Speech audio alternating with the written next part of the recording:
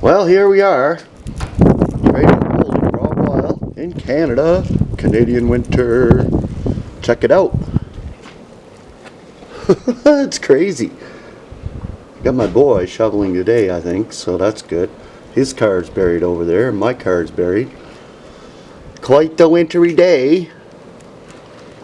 Enjoy the view. It's pretty for the people that look at it. Well, there you go. I'm going to edit this video and bring it to ya. Well, we got a lot of snow last night. 30 centimeters. That's a lot. I don't know what that is in inches. But I had my son home today to shovel, so that's good.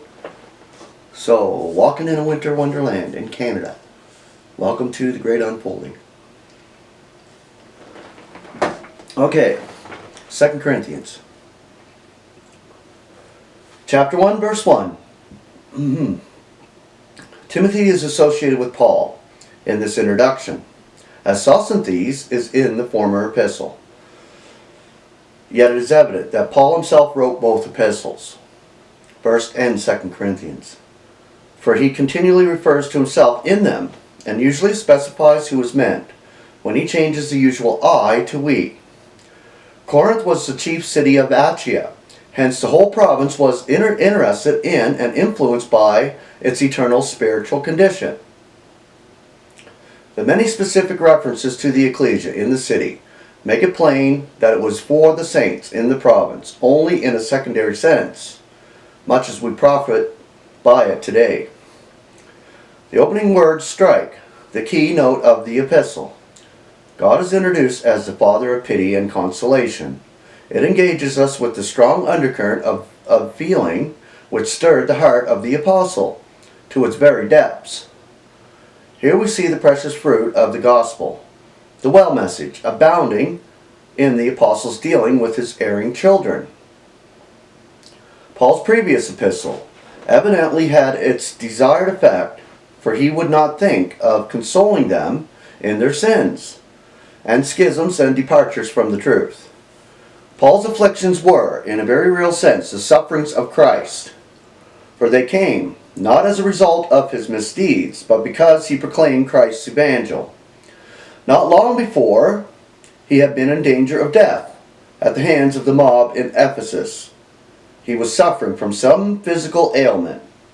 He was in much suspense about the Corinthians and the reception of his previous epistle.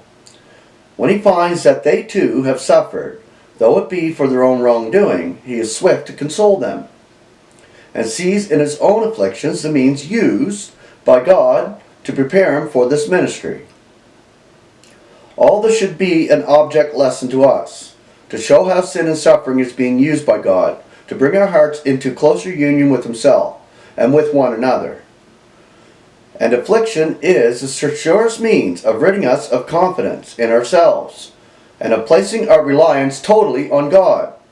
Suffering for Christ's sake is the highest honor which can be accorded to mortal men.